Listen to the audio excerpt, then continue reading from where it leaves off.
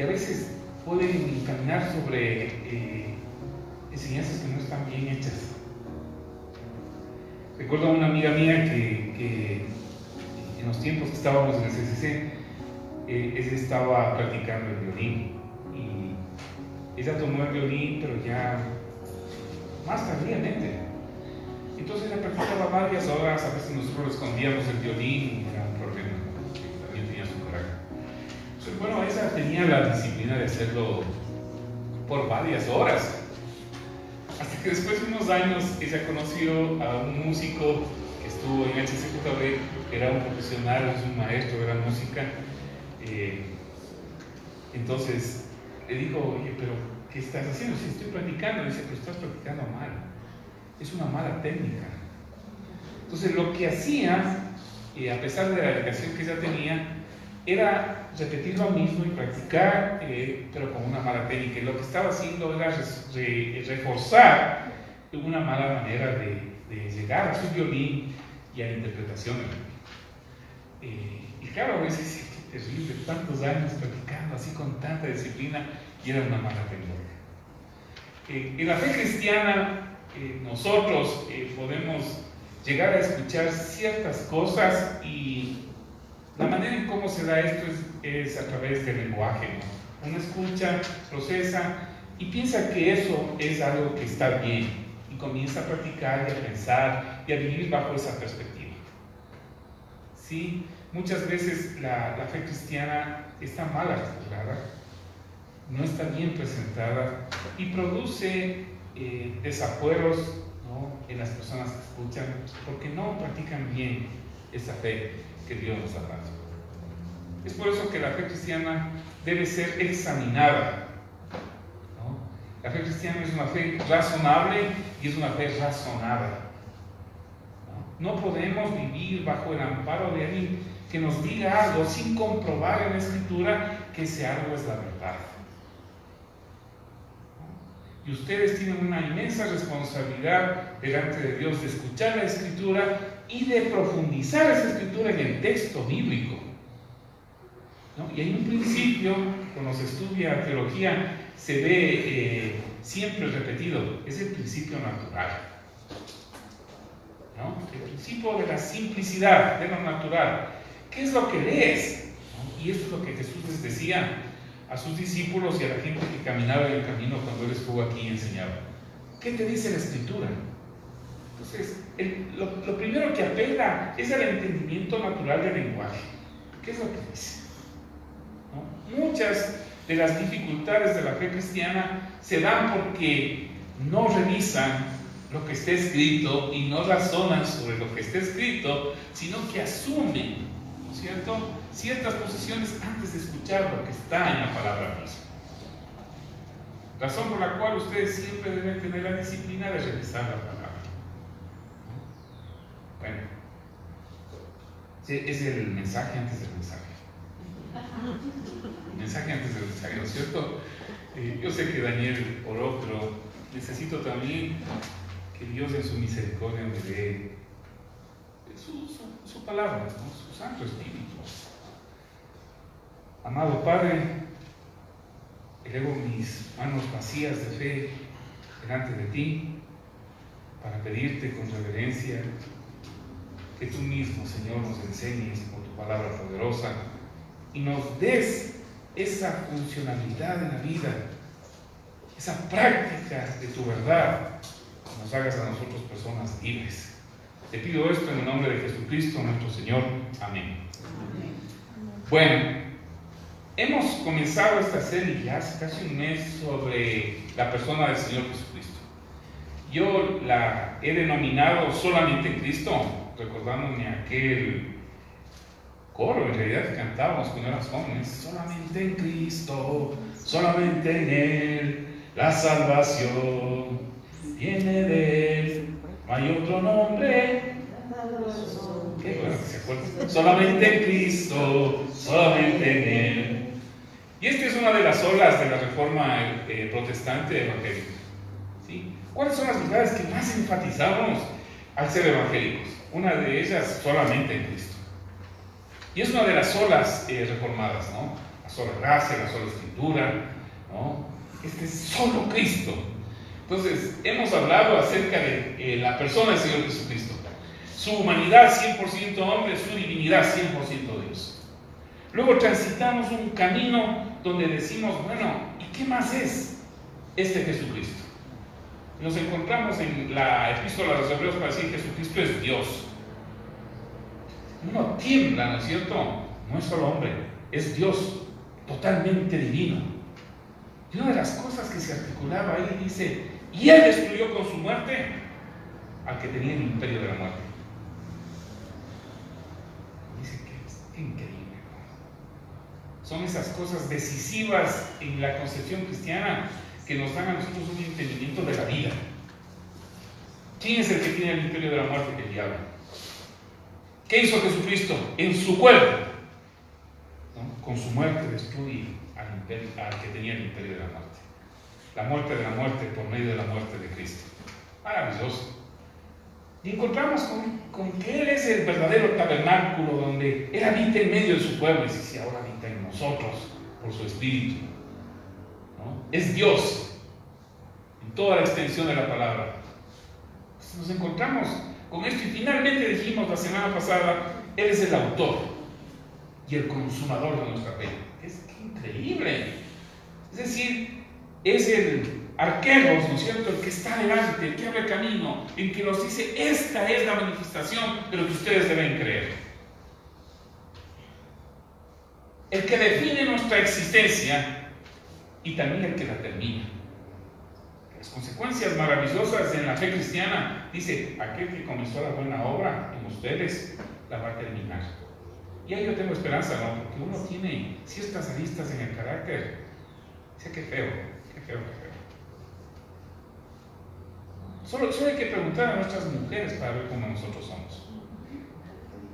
O sea, mejor no les pregunten.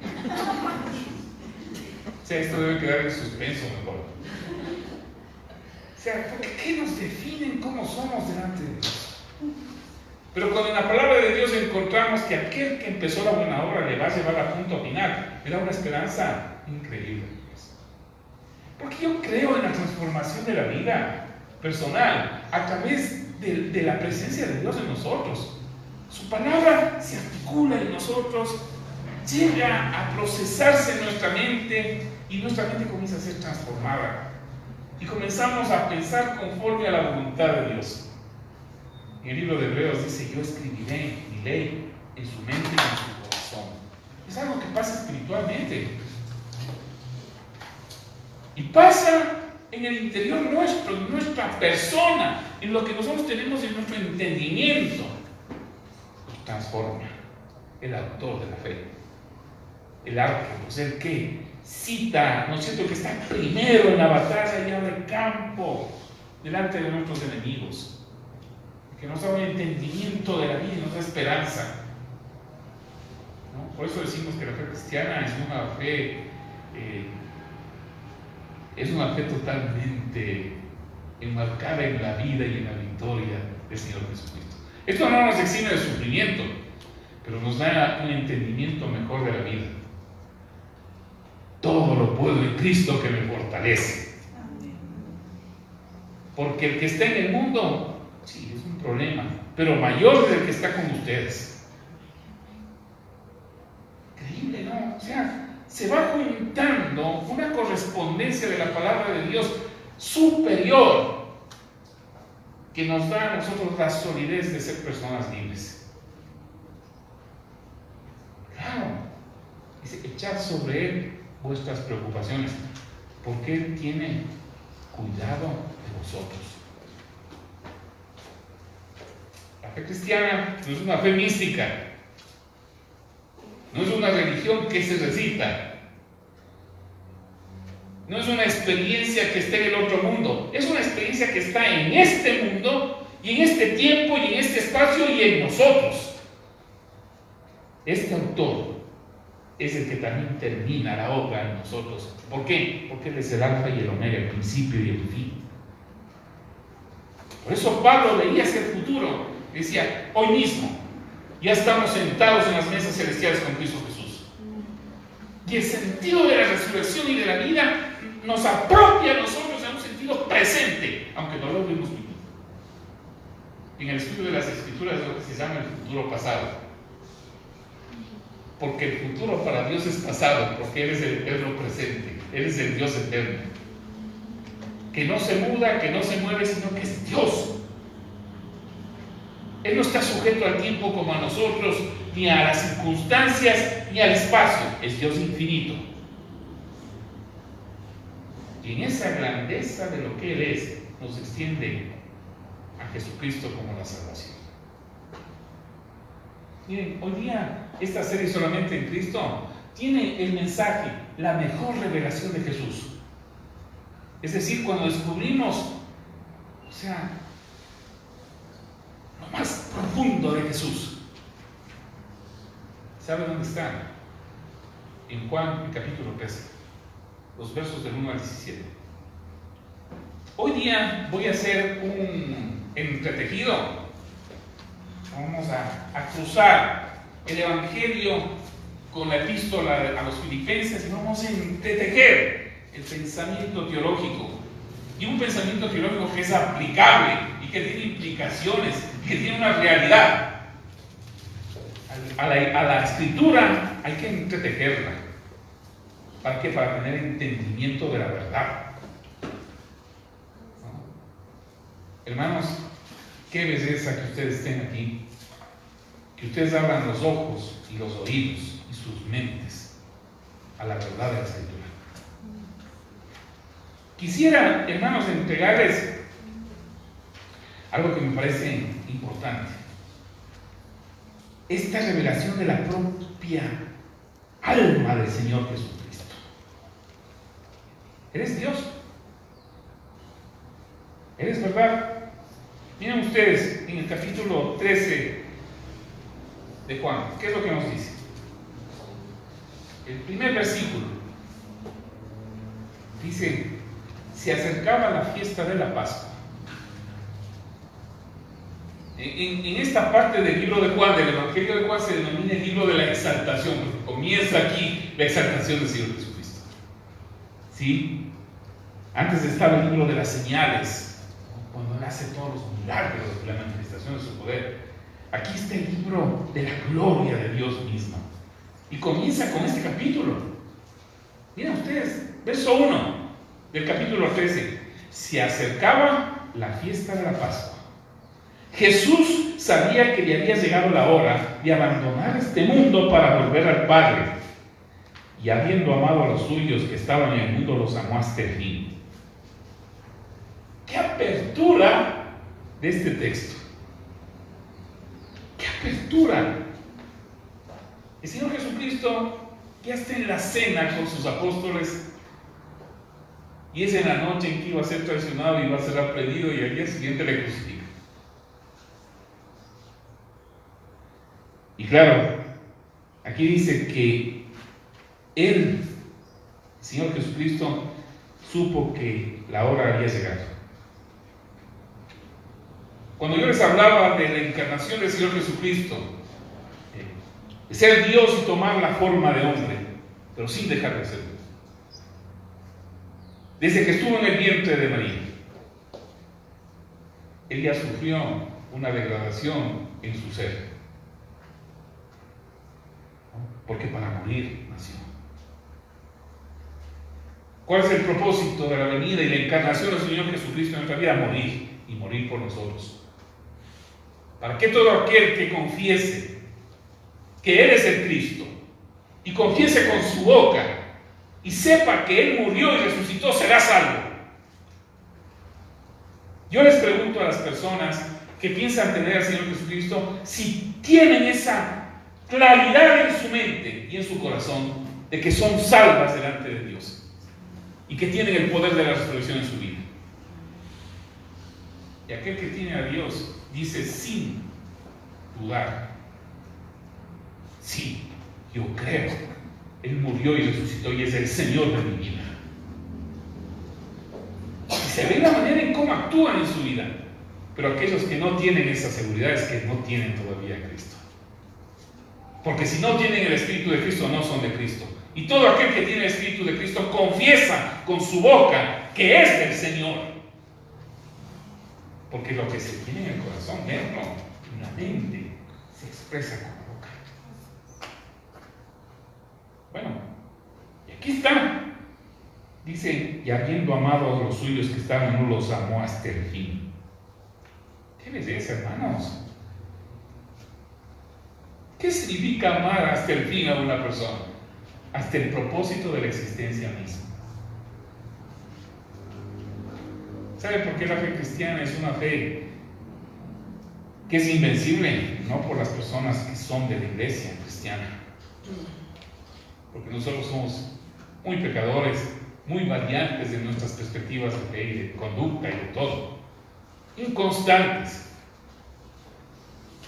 Nuestra fe es invencible porque tenemos al autor y consumador de la fe que es invencible. Es el Dios Todopoderoso.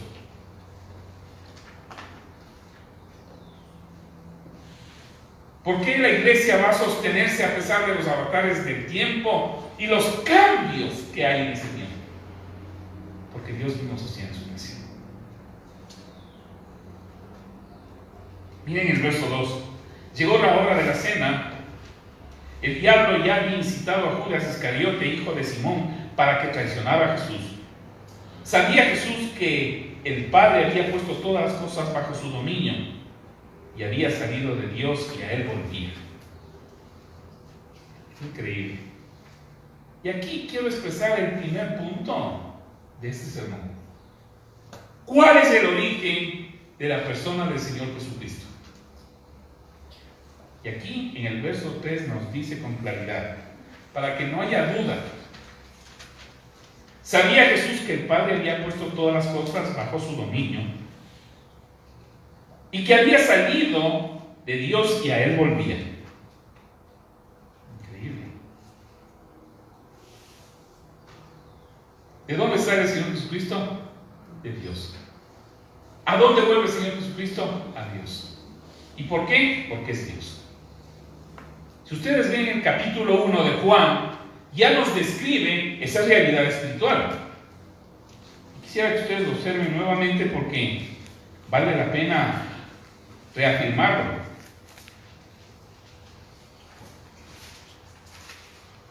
El primer capítulo y el primer versículo de Juan. Miren lo que dice. En el principio ya existía la palabra. En otras versiones dice, en el principio ya existía el verbo. La palabra estaba con Dios. Y Dios mismo era la palabra. La palabra estaba en el principio con Dios, y por ellas fueron hechas todas las cosas. Sin ella nada fue hecho de lo que ha sido hecho. En él estaba la vida, y la vida era la luz de la humanidad. ¿Quién es la palabra? ¿Quién es el verbo? Cristo. Yo había explicado que no es que era un Dios, porque algunos argumentan que Jesucristo es una persona divinizada, pero aquí dice que estaba con Dios y que era Dios, es decir, Dios mismo. ¿A dónde va Jesucristo cuando estaba con sus discípulos? Al Padre. La hora ya había llegado de que Él ponga su vida en esa cruz. Y la ira de Dios, la demanda de la justicia de Dios por los pecadores, caiga sobre Él. ¿Cómo es posible que un inocente lleve la culpa de todos? Y la vergüenza de todos y el pecado de todos. Porque es la única manera de que nosotros podemos llegar al Padre. Pero ¿cuál es el origen del Señor Jesucristo? El origen es divino. Él tenía que llegar allá.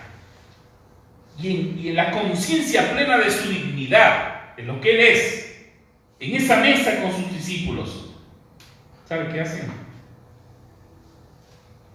Se pone el mandil, se pone el delantal de los cielos.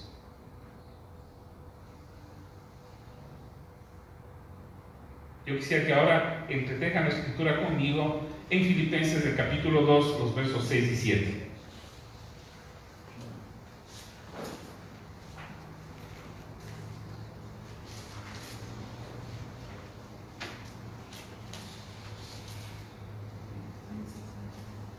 Miren lo que dice. Quien siendo por naturaleza Dios, en Filipenses capítulo 2, el verso 6, dice que quien siendo por naturaleza Dios no consideró el ser igual a Dios como algo a que aferrarse. Por el contrario, se rebajó voluntariamente tomando la naturaleza de siervo y haciendo semejantes a los seres humanos. ¿Sí? ¿Se dan cuenta, hermanos? ¿Qué es lo que encontramos en esta verdad de la Escritura? Lo que dice el verso 4 del capítulo 13, ¿no? Que es súper importante. Así que se levantó de la mesa, se quitó el manto y se ató una toalla a la cintura. Luego echó agua en un recipiente y comenzó a lavarle los pies a sus discípulos y secarlos con la toalla que llevaba a la cintura.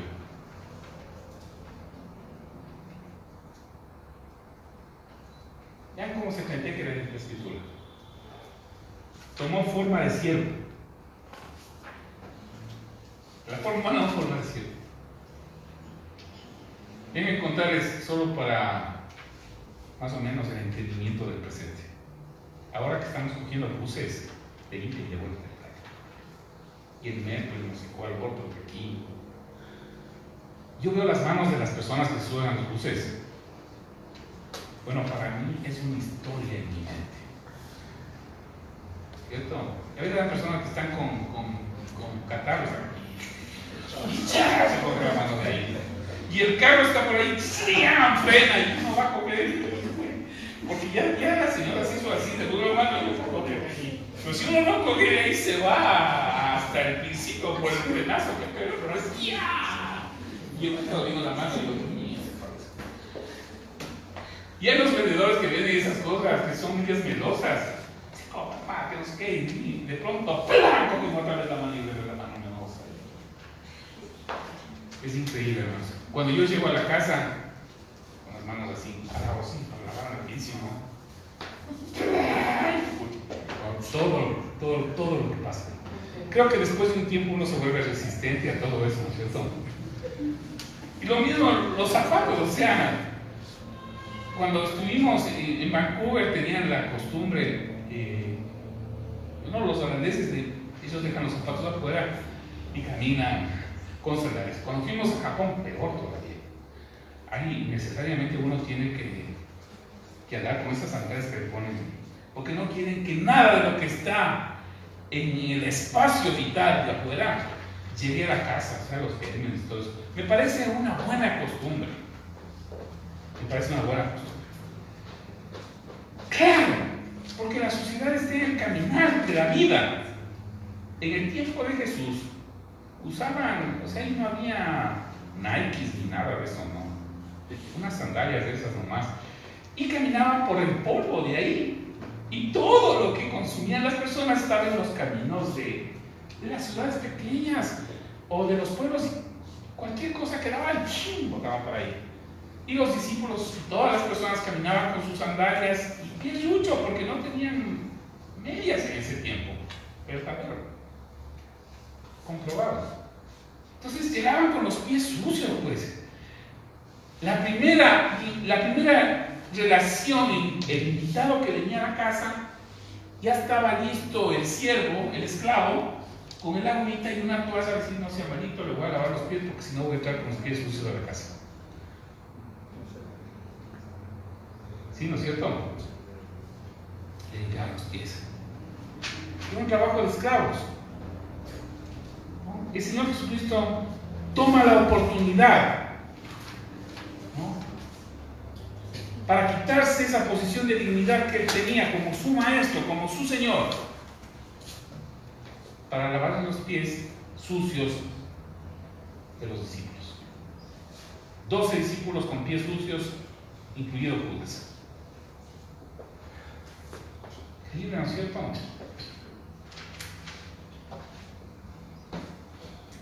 ¿Cuál es el comentario teológico? Él se despojó de esa forma de siervo, de esa forma de Dios, y tomó forma de siervo. Primer punto que considerar: un origen divino, una manifestación todopoderosa porque Él es Dios, y sin embargo toma una actitud de siervo. Nos dice muchísimo a nosotros que abrazamos una fe cristiana, y que abrazamos una fe cristiana en la concreción de la vida, de la realidad.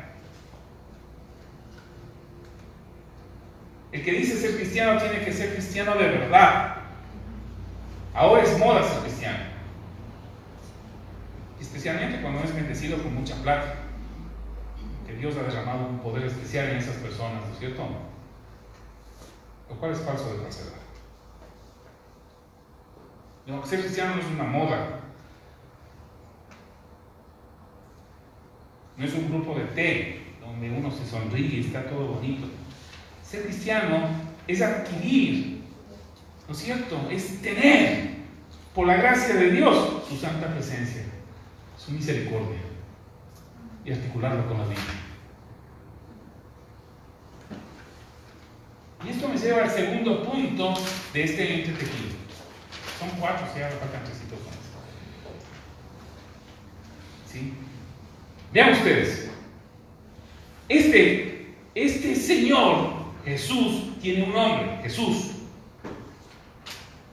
Cuando uno estudia el hebreo y estudia la escritura en el original, se da cuenta de cosas que están escondidas ahí. La mayoría de los nombres de la Biblia, ¿no?, dicen algo de Dios o de la acción de Dios, ¿no? Por ejemplo, Josué y Yeshua, ¿cierto?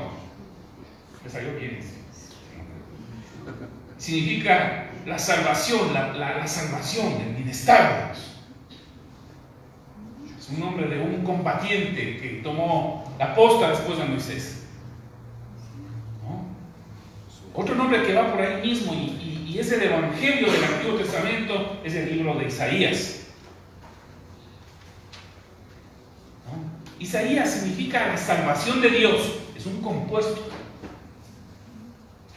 No supe sino hasta el jueves cuando revisé esto, el nombre de Isaías, porque sí, la salvación de Dios.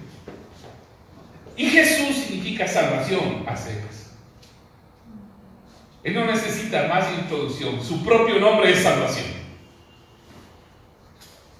¿no? Y de hecho, cuando María ya estaba a punto de dar a luz, dice: y pondrá su nombre Jesús, porque Él salvará al pueblo de sus pecados, o sea, los míos, los suyos, los de ese tiempo.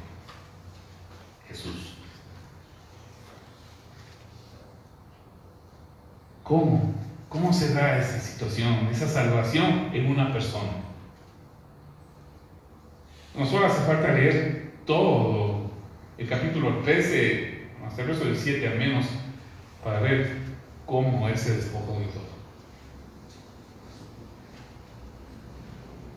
Y especialmente en los versos 14 y 15, si ustedes pueden ver juntamente conmigo.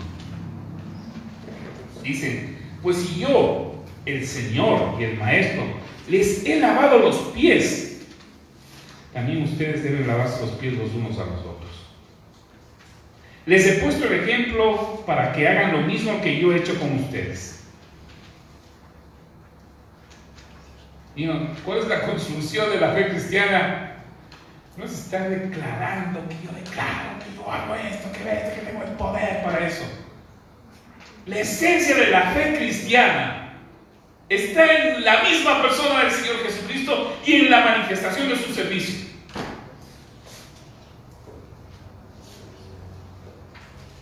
Vean, ustedes pueden tener un montón de dones, pero si no tienen la esencia de ese Espíritu de Dios en su vida, en realidad tienen que buscar ese Espíritu, porque esa es la manifestación de que ustedes son cristianos. Y hay personas que tienen un don de administración. Yo, ¿cómo les quiero a esas personas? Y les anhelo tener esa habilidad, porque yo no soy administrador. Organizadores, qué maravilla, no gastan el tiempo poniendo las cositas por aquí. Hay unos que tienen dones de sanidad, les digo, que plena, no vendrás a hablar por mí para que me sanes el hombro, o sea. Los dones que están repartidos son para el servicio, ¿cierto? Pero las personas pueden tener el talento, pueden tener el don, pero si no tienen el Espíritu de Cristo en su corazón, algo está mal. Hay algo que no está bien. ¿Por qué? Porque el Señor Jesucristo nos dice esto. Si yo el Señor, y aquí la palabra Señor es Curios, o Kyrios, como decía el pastor Zapata, que está en la presencia del Señor. Yo digo Curios. Bueno, ¿qué quiere decir este nombre? Es la traducción del nombre Jehová, o Yahvé, del Antiguo Testamento, que quiere decir el Señor Dios. Y aquí el Señor Jesucristo dice, sí, yo soy el Señor. Dice, sí, yo soy Jehová. Yo soy el Señor Dios. Y luego les dice el maestro, ¿no? Porque ellos les dicen, maestro. Dicen, no, yo soy primero Señor, soy Dios. Pero también les enseño. Dice, les he lavado los pies. También ustedes deben lavarse los pies los unos a los otros. Les he puesto el ejemplo para que hagan lo mismo que yo he hecho con ustedes. La salvación que esté en las manos, que esté en la vida, en la expresión del Señor Jesucristo. Y todo aquel que quiere ser salvo tiene que confesar el nombre del Señor. Y confesar con su boca para salvación y decir, tú eres el Señor de mi vida. Y al someterse bajo esta voluntad, bajo esa autoridad, asume lo que Dios mismo es y que fue con nosotros. Un siervo. Uno que sirve. Hermanos, nadie de nosotros puede llegar a Dios por su propia fuerza. El quichuismo ha influenciado muchísimo nuestra cultura. O sea, no sea malito, no sea buenito y todo es cunerito, ¿cierto? Pues, para hacerle más suavito. Otros, como el uruguayo que tenemos aquí, un montón de cosas más a secas. No se sorprende. Tiene que cultivar un poco más de quichuismo para que le aceptemos mejor. O sea, dosificarse un poco más. Bueno. Pero en la conciencia de la fe cristiana, eso es lo que hay que hacer.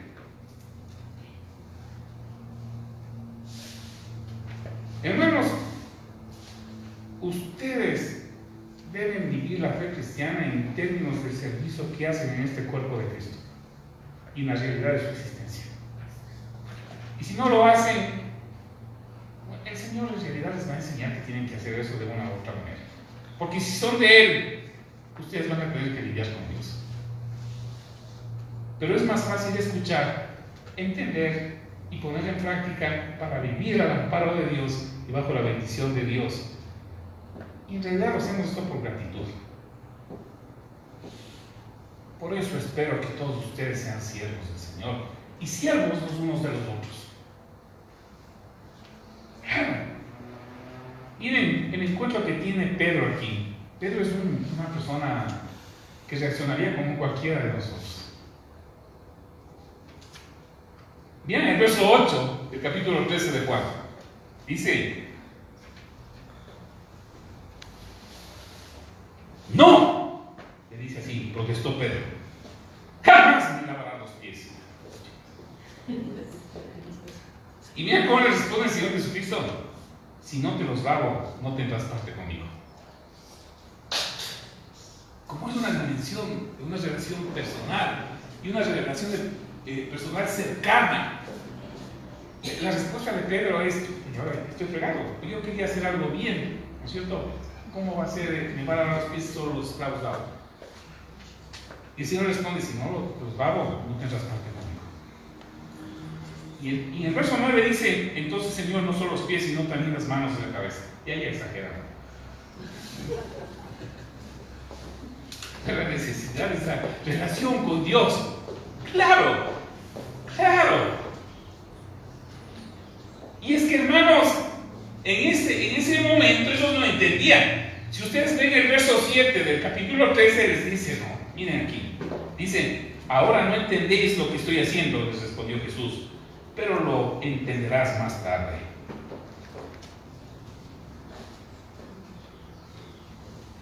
Miren, hay veces en la vida cristiana que este sentido de lo que es la salvación del Señor Jesucristo y las implicaciones que tiene en nuestra vida y el caminar que tenemos no lo entendemos. ¿Por qué tengo que hacer estas cosas? Porque a veces no tenemos la madurez para entender todo lo que deberíamos entender.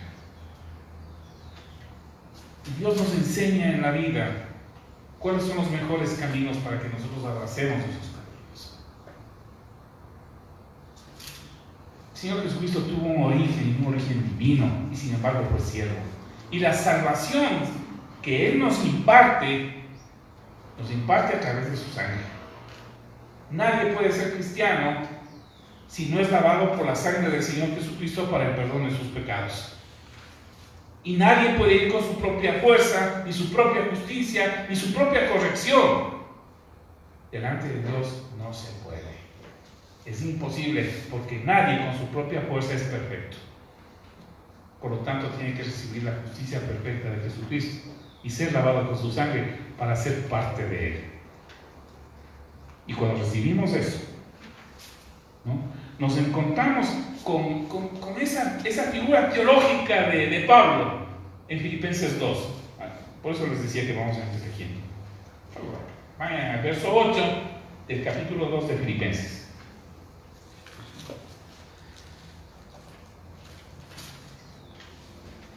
¿No? Y dice, y al manifestarse como hombre, se humilló a sí mismo, se hizo obediente hasta la muerte, y muerte de cruz.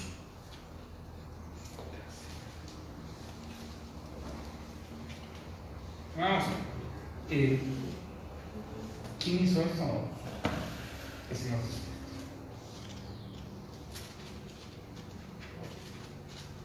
Cuando estudiamos las divinidades de Dios, ¿no?, es una palabrísima, ¿no es cierto?, las divinidades. Es como redundar, ya solo decir la palabra Dios, pues sí, la divinidad de Dios. El estudio de la divinidad de Dios. Digamos, a una conciencia, dice Dios. Dios es todopoderoso, Dios es omnipresente, Dios es eterno, Dios es infinito, Dios es perfecta justicia.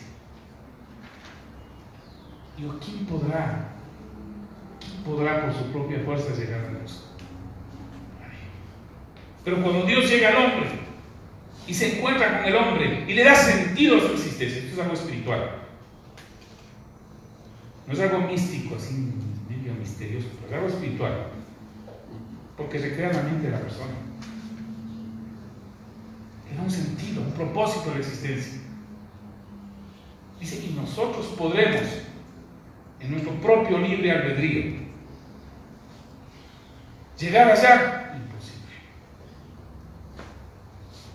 La fe cristiana y la fe que yo les estoy predicando ahora no dice que no existe el libre albedrío.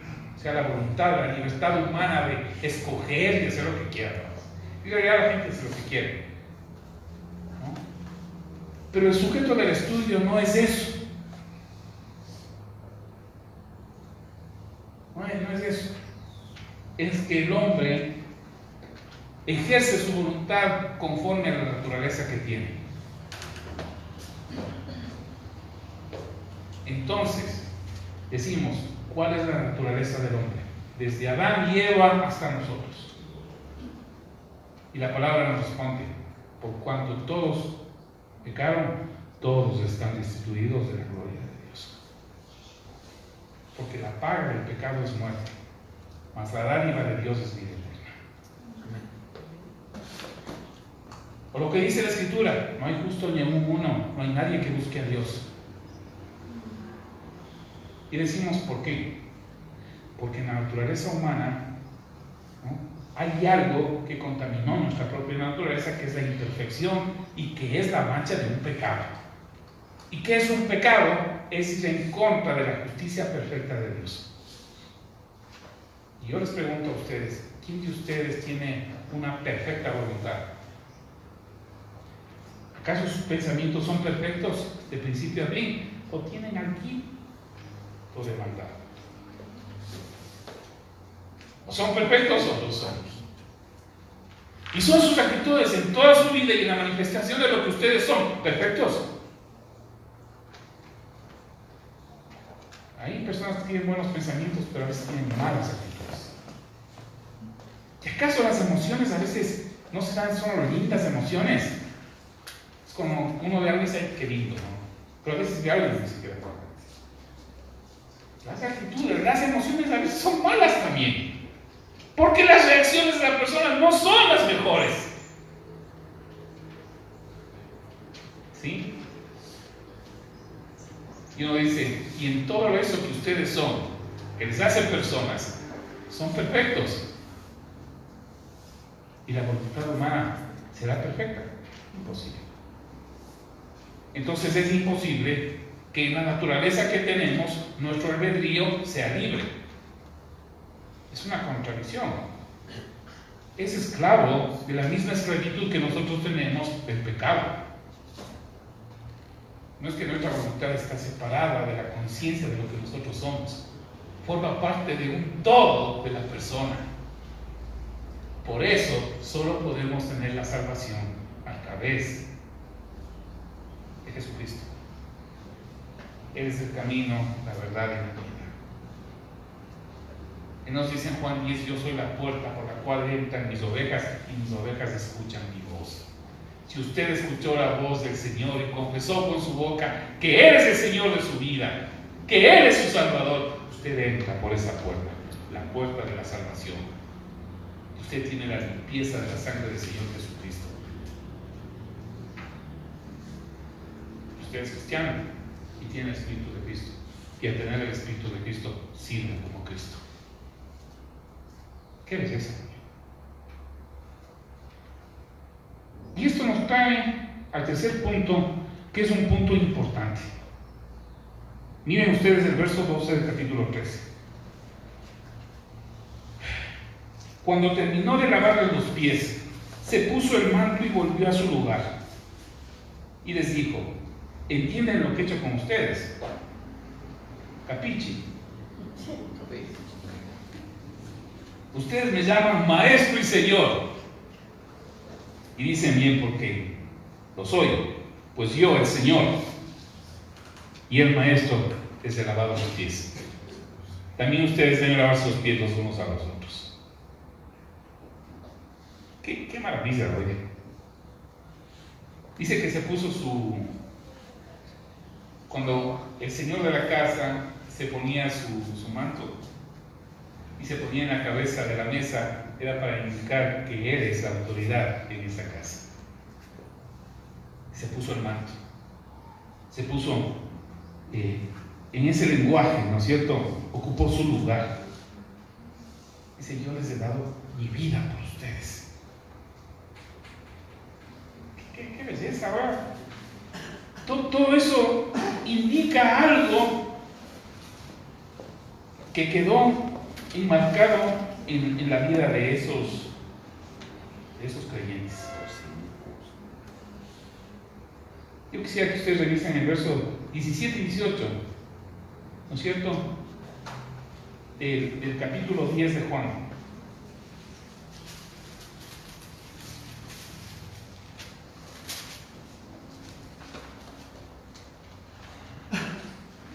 Versos 17 y 18 del capítulo 10 de Juan.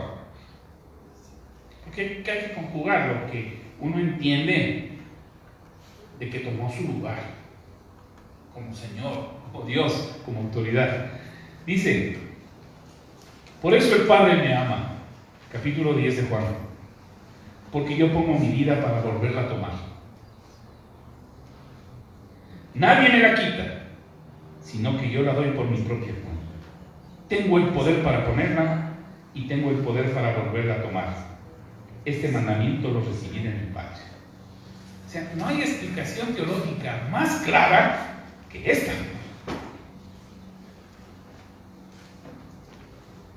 Yo pongo mi vida para volverla a tomar. ¿Quién es el dueño de la vida y de la existencia? Dios, por supuesto. No es ninguna partícula. Hace más de millones de años, la explosión, y después dice, ¿quién hizo la explosión? ¿Quién es el que da la vida? El que recrea la existencia y la vida. Dios. ¿Y saben qué dice Jesucristo?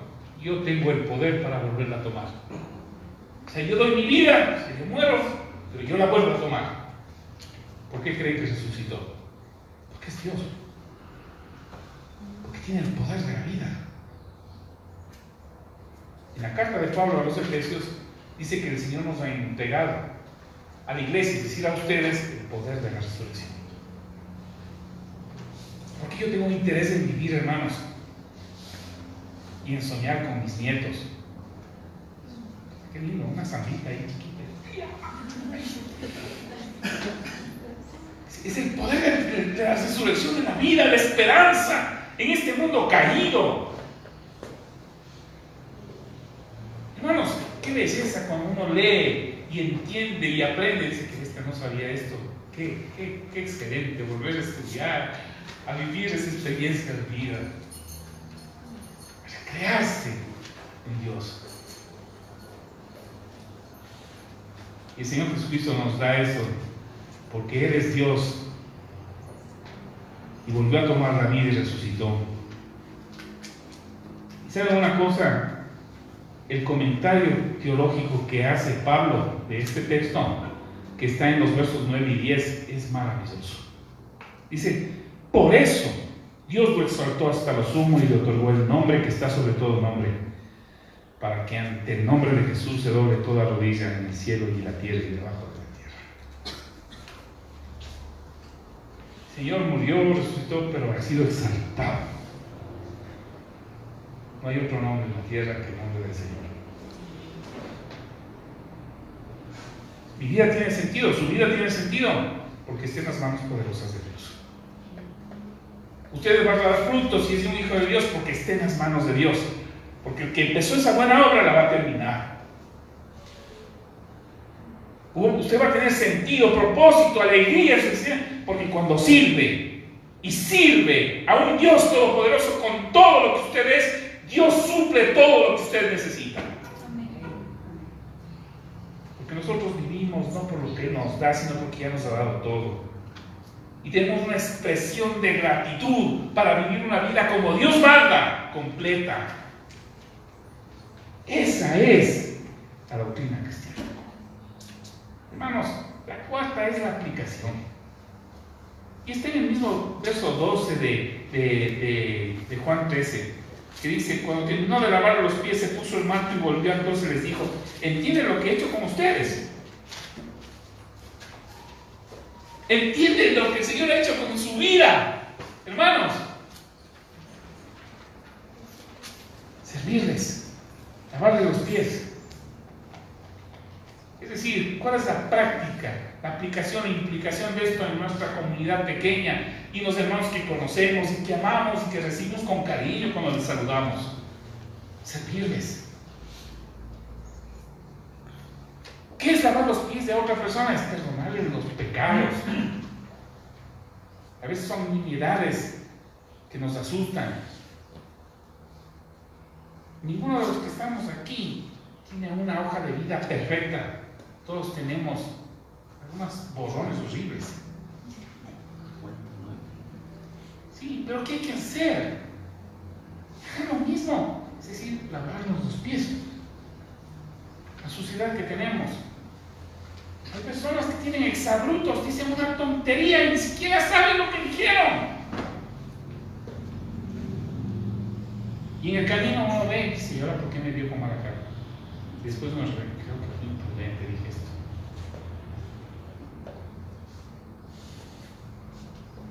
Y a veces uno no obra bien.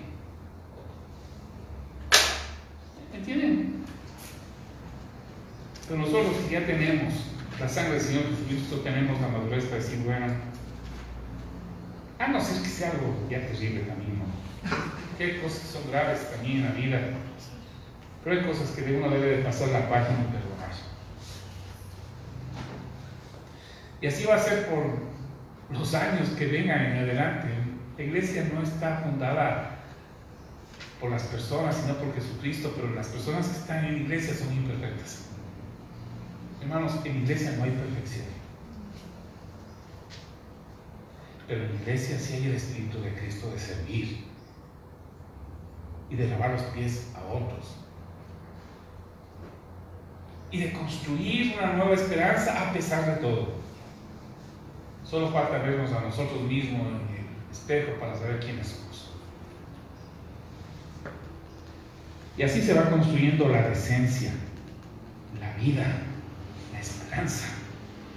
Quisiera que vayan al verso 5 de Filipenses 2. Yo les advertí que íbamos a hacer unos libres, así que ya mismo termino. El último. 5 dice: la actitud de ustedes debe ser como la de Cristo Jesús. ¿Cuál es la actitud de ustedes? La actitud que debe ser de ustedes, hermanos. La de Cristo Jesús. Sí, solo falta estar en una reunión de pastores o de directivos o de juntas administrativas o de la iglesia, de por aquí, para darse cuenta de quiénes somos nosotros. Y ahí uno debe recordar y reescribir en su mente lo que dice la Escritura. Dice: la actitud que ustedes deben tener debe ser como la de Cristo Jesús. Y si ustedes ven los dos versículos más adelantito de esto, se van a dar cuenta por qué dice esto el Señor Jesucristo. Hoy dice Pablo esto. Dice: no hagan nada por egoísmo o vanidad. Sí, como le decía la visita al Martín, che caracho, si así no, si nada hagan por egoísmo o vanidad. Y cuando uno está en las reuniones esas de la iglesia, que es una iglesia imperfecta, lo que encuentra es egoísmo y vanidad. Más bien, con humildad consideren a los demás como superiores a ustedes mismos. Cada uno debe velar no solo por sus propios intereses, sino también por los intereses de los demás. O sea, no hay mejor antídoto para llevarse bien con las personas que darles el lugar que las personas tienen y apreciar lo que ellas son. Y no me refiero en el sentido negativo, sino en el positivo. Qué honrado, hermano, qué lindo es reconocer los dones que tienen otras personas en la vida.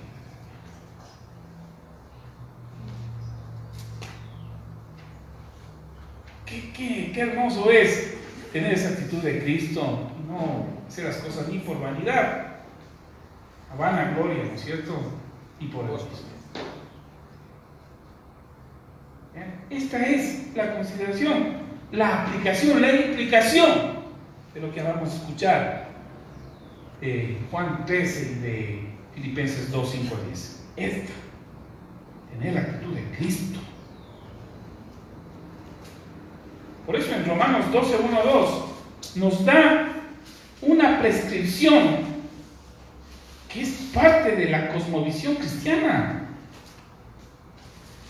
y que a veces nos olvidamos que es así.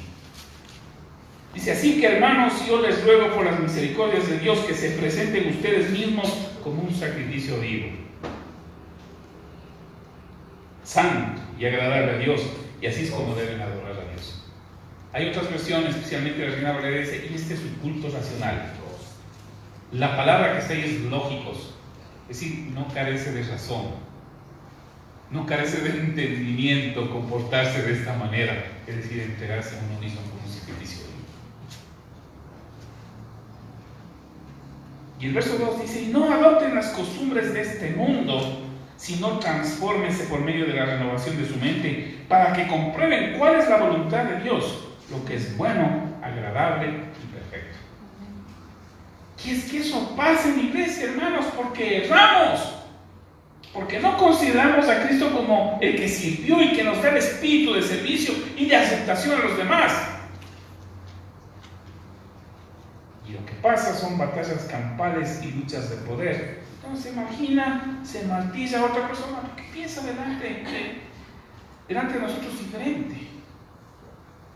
Porque lo que hace coarta nuestro poder y nuestra influencia. Entonces se les da a su lado, se les pone a un lado, se les denigra, se enfrenta uno con luchas de poder. A veces eso es lo que pasa en nuestra iglesia, hermanos. O sea, no en esta iglesia, no, sino en iglesia cristiana. Y por eso tenemos que predicar mensajes como estos para volvernos a encaminar en lo que es la doctrina verdadera. Les decía al inicio de esta amiga mía que tuvo una mala técnica, ¿no es cierto? Y a veces en la iglesia tenemos una mala enseñanza que nos encamina mal. Volvamos a esta enseñanza de Jesucristo. Sirvamos, tengamos el Espíritu de Cristo. Encontremos con Él un nuevo entendimiento. Hermanos, si realmente apreciamos lo que el Señor ha hecho con nosotros, tengamos la misma actitud.